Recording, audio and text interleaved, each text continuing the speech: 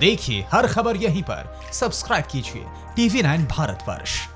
और मैं सीधे लेके चलूंगा हमारे खास मेहमानों के पास। उससे पहले अभिषेक उपाध्याय लद्दाख से लाइव। अभिषेक, ग्राउंड रियलिटी, छुट्टियां कैंसिल, फाइटर प्लेन का पूरा सपोर्ट, ज्यादा डिटेल जो सिक्योरिटी डिटेल है वो ना बताइए, लेकिन बताइए आप क्या हालात देख रहे हैं।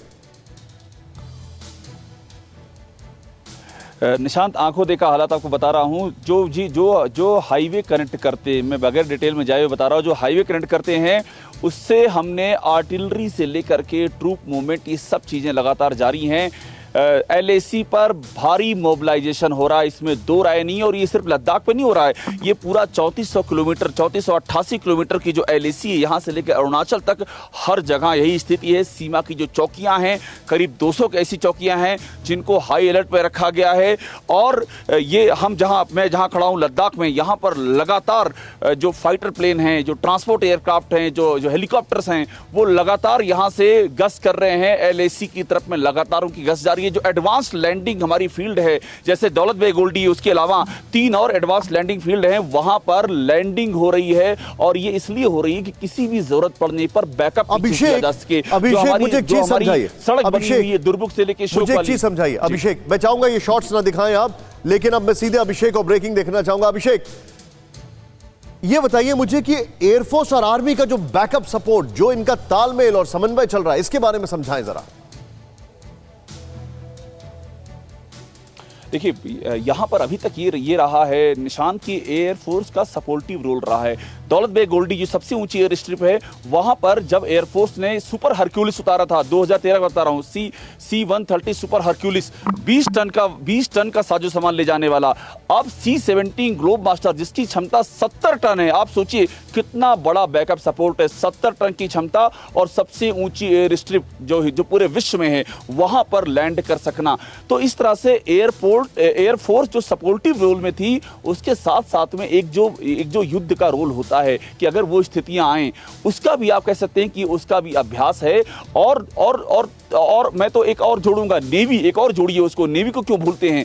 नेवी अंडमान निकोबार के पास जिस तरह से वहां हलचल है, मलक्का स्टेट वहां गुजरता है, मलक्का की खाड़ी, चीन का निशांत 80% कारोबार उस मलक्का की खाड़ी से होता है। ये बड़ी खबर है, फुल स्क्रीन पर एक बार फिर से दिखाएं, क्योंकि अभी मुझे एक और फ्लैश यहां पर न्यूज आ रही है। लेकिन उसको बताने से पहले इंडियन आर्मी को एयरफोर्स का पूरा सपोर्ट। लेकिन पहली खबर फिर से, भारतीय सेना के जवानों की छुट्टियां रद्द हो गई हैं, बड़ी खबर।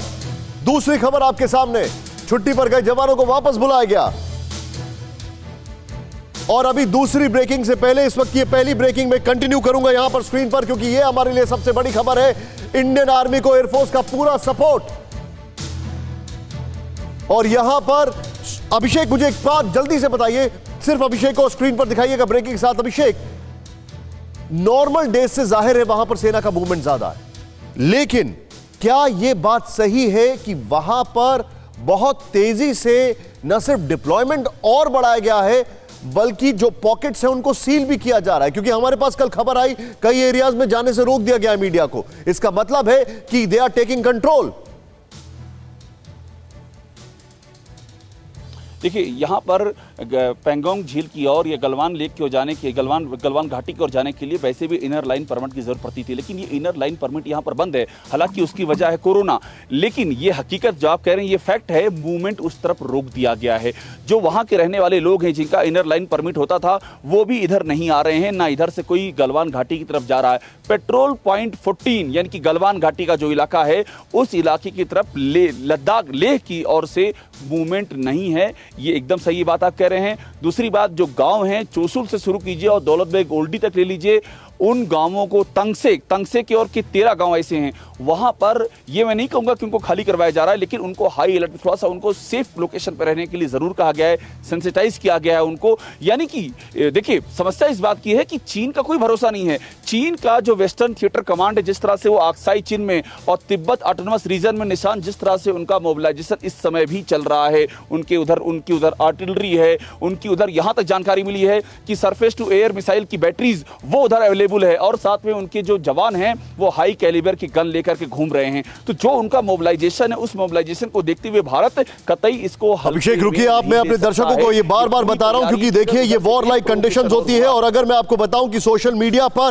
किस तरीके से लोगों का उत्साह है, मैं कंटिन्यूसली मॉनिटर कर रहा हूं, सिर्फ एक नारे लग रहे हैं, जय हिंद जय हिंद जय हिंद। और सब लोग 9 से इंडियन आर्मी जिंदाबाद सिर्फ ये कह रहे हैं। फिक्र आपकी, सोमवार से शुक्रवार रात 9 बजे सिर्फ TV9 भारतवर्ष पर।